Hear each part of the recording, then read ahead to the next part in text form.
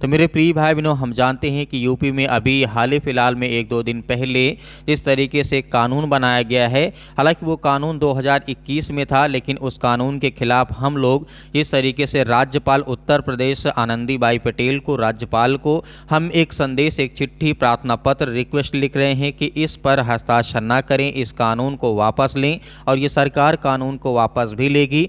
तो आज जो शाम की वीडियो आएगी उस वीडियो में आपको देखना है और अच्छी तरीके से समझना है कि जिस तरीके से हमें आपका सपोर्ट, आपका साथ चाहिए, ताकि जितने लोग हो सकेंगे उतने लोग ज़्यादा से ज़्यादा हम लोग क्या करेंगे, उस आर्टिकल को और उस प्रार्थना पत्र को हम सभी लोग स्पीड पोस्ट के माध्यम से भेजेंगे। तो आपको तैयार रहिएगा, हम शाम के आपको ड्राफ्ट तैयार करके दे देंगे। आपको सिर्फ कॉपी करना है या आपको हम एक PDF दे देंगे। उस PDF को आप का प्रिंट आउट निकाल करके एक एप्लीकेशन लिख के अपने पोस्ट ऑफिस में जा करके उसे आपको भेजना है। तो मेरे प्रिय भाई बहनों, याद रखना, शाम को वीडियो मिलेगी। आप सभी को जय मसीह की। मेरे प्रिय भाई बहनों, इस वीडियो में आज बात करने वाले हैं कल जिस तरीके से 6 अगस्त 2024 को DMK सरकार, मतलब तमिलनाडु सरकार ने जिस तरीके से यहाँ पर सुप्रीम कोर्ट में एक अर्जी लगाई थी। सुप्रीम कोर्ट के तरफ से जानते हैं कि अश्विनी जिस तरीके से उपाध्याय ने ईसाइयों को लेकर के एक पक्ष, निरपक्ष मतलब एक पक्ष लेकर के उसने ईसाइयों के खिलाफ याचिका दायर की थी।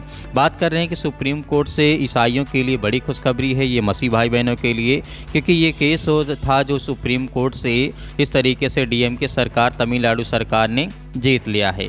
ईसाई मनुष्यों के द्वारा धर्म प्रचार करना गैर कानूनी नहीं है, लोगों को मजहब चुनने का अधिकार। सुप्रीम कोर्ट में तमिलनाडु सरकार ने ये कहा।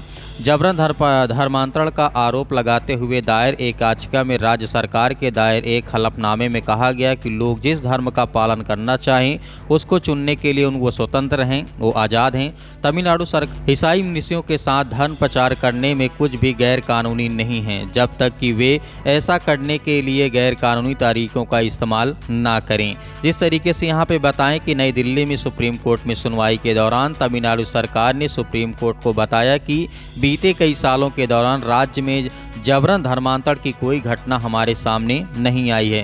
राज्य सरकार ने कोर्ट में दायर अपने हलफनामे में ये भी कहा कि ईसाई मनुष्यों के द्वारा धर्म प्रचार करने की कुछ भी गैर कानूनी हमारे पास नहीं आया है, जब तक कि वे ऐसा करने के लिए कोई गैर कानूनी तरीकों का इस्तेमाल ना करें और लोग जिस धर्म का पालन करना चाहें उसे वो चुनने के लिए स्वतंत्र हैं, वो आज़ाद हैं। तमिलनाडु सरकार ने अश्विनी उपाध्याय की याचिका के जवाब में कहा है कि धर्मांतरण जिस तरीके से विरोधी कानून का अल्पसंख्यकों के खिलाफ गलत इस्तेमाल होने की आशंका रहेगी।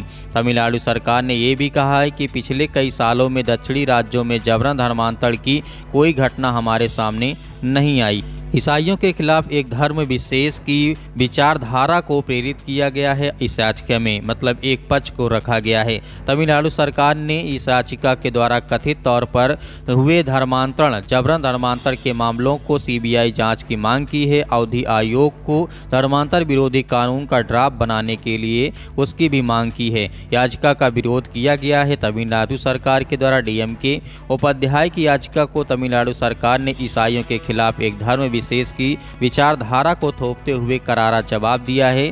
इस तरीके से तमिलनाडु सरकार ने कहा कि अनुच्छेद 25 के हवाला देते हुए कहा कि तमिलनाडु सरकार ने यहां पर कहा कि भारत का संविधान हर एक नागरिक को अपने धर्म प्रचार और चुनने का अधिकार देती है, प्रसार करने का अधिकार देता है। राज्य सरकार ने अपने हलफनामा में ये भी कहा है कि भारत सरकार के अनुच्छेद आर्टिकल 25 के प्रत्येक नागरिक को अपने धर्म प्रचार करने की अधिकार की गारंटी देता है। इसलिए ईसाई धर्म प्रचार करने के लिए, उनके मनुष्यों को कार्य करने के लिए कानून उन्हें नहीं रोक सकता है और ना ही कानून उनके खिलाफ जा सकता। DMK सरकार ने इसके साथ ही कहा है कि लेकिन अगर उनका अपने धर्म के प्रचार का कार्य सार्वजनिक व्यवस्था, नैतिक और स्वास्थ्य एवं संवैधानिक के भाग जिस तरीके से के अन्य प्रावधानों, मौलिक अधिकारों से संबंधित है के खिलाफ नहीं है, तो इसे गंभीरता से देखा जाना चाहिए। यहाँ तक कि तमिलनाडु सरकार सवाल पूछा है कि पिछले कई सालों में यहाँ पर जबरन धर्मांतरण का कोई भी घटना हमारे सामने नहीं आया है, इसलिए ये याचिका को खारिज किया जाए और इस याचिका को खारिज कर दिया गया है।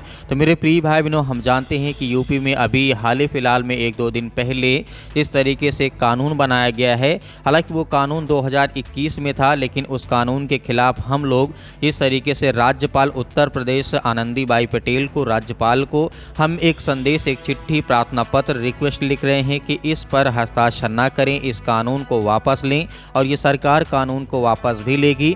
तो आज जो शाम की वीडियो आएगी उस वीडियो में आपको देखना है और अच्छी तरीके से समझना है कि जिस तरीके से हमें आपका सपोर्ट, आपका साथ चाहिए, ताकि जितने लोग हो सकेंगे उतने लोग ज़्यादा से ज़्यादा हम लोग क्या करेंगे, उस आर्टिकल को और उस प्रार्थना पत्र को हम सभी लोग स्पीड पोस्ट के माध्यम से भेजेंगे। तो आपको तैयार रहिएगा, हम शाम के आपको ड्राफ्ट तैयार करके दे देंगे। आपको सिर्फ कॉपी करना है या आपको हम एक PDF दे देंगे। उस PDF को आप का प्रिंट आउट निकाल करके एक एप्लीकेशन लिख के अपने पोस्ट ऑफिस में जा करके उसे आपको भेजना है। तो मेरे प्रिय भाई बहनों, याद रखना, शाम को वीडियो मिलेगी आपको। जय मसीह।